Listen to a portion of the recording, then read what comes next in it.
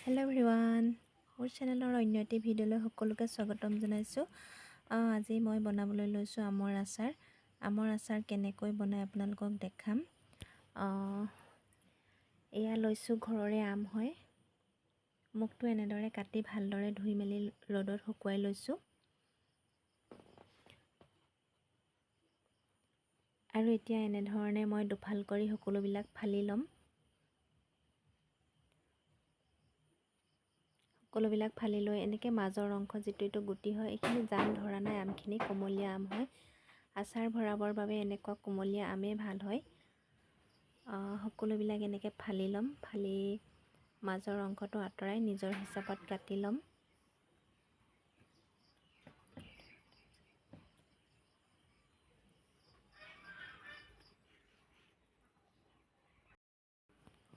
এতিয়া মোৰ আমবিলাক ফালি হৈ গৈছে। এয়া দেখিছেনে, মাজৰ এয়া গুটি অংশবিলাক এনেকৈ আঁতৰাই দিছোঁ। এতিয়া এইবিলাক মই কাটি ল'ম নিজৰ হিচাপত। আপোনালোকেও নিজৰ হিচাপতে কাটিব পাৰে। সৰু ডাঙৰটো মই ইমানটো চাইজে কৰিছোঁ, আপোনালোকে ইচ্ছা কৰিলে ডাঙৰো কৰিব পাৰে। এয়া এতিয়া মোৰ কাটি হৈ গ'ল। এয়া দেখিছেনে।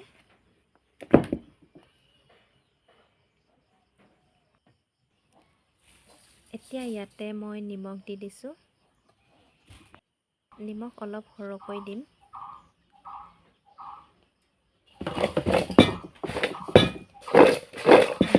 অলপ দিছোঁ যাতে আমবিলাকত নিমখবিলাক সোমাই যায়। এয়া এতিয়া এনেকৈ ঢাকোন লগাই এদিনৰ বাবে ৰাখি দিম।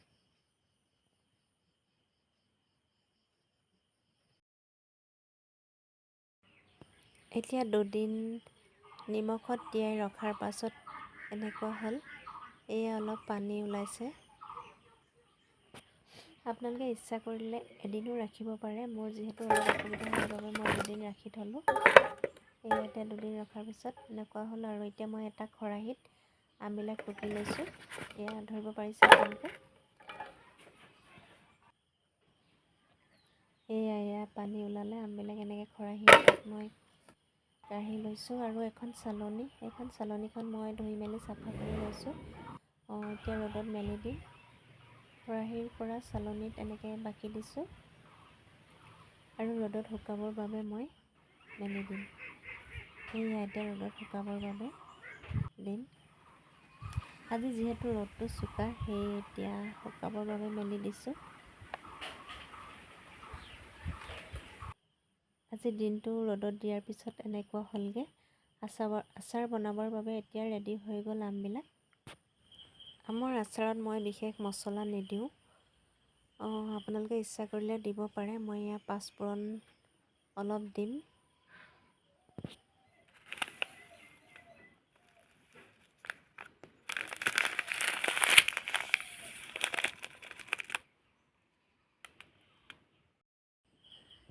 মছলাবিলাক অলপ মই গৰম কৰি লৈছোঁ মিক্সিত মাৰিবৰ বাবে। আনফালে এইফালে মই এটা কেৰাহী পাতি লৈছোঁ।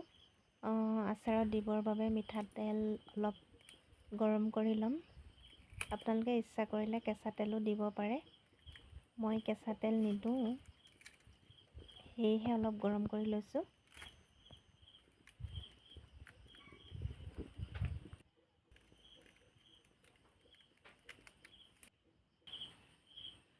এইফালে মছলাখিনি এনেকৈ মিক্সিত অলপ মাৰি ল'লোঁ।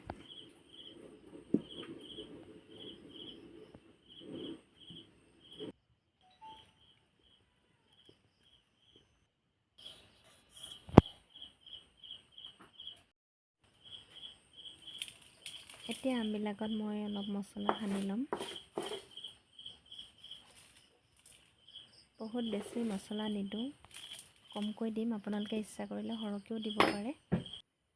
আৰু এইফালে ৰেড চিলি পাউডাৰ অলপ দিছোঁ।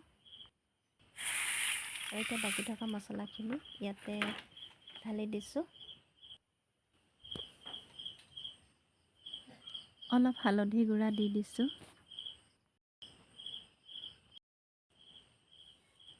এতিয়া মই গৰম কৰি ৰখা তেলত আমবিলাক দি দিছোঁ।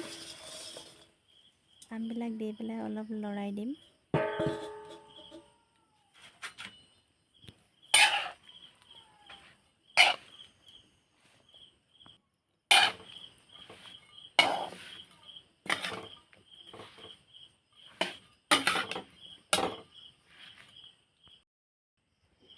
এতিয়া মই 2টা বৈয়াম ৰেডি কৰি লৈছোঁ আচাৰ ভৰাবৰ বাবে।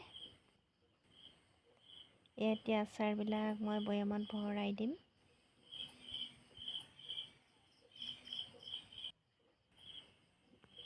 সেয়া এতিয়া 2টা বৈয়ামত ভৰোৱা হৈ গ'ল।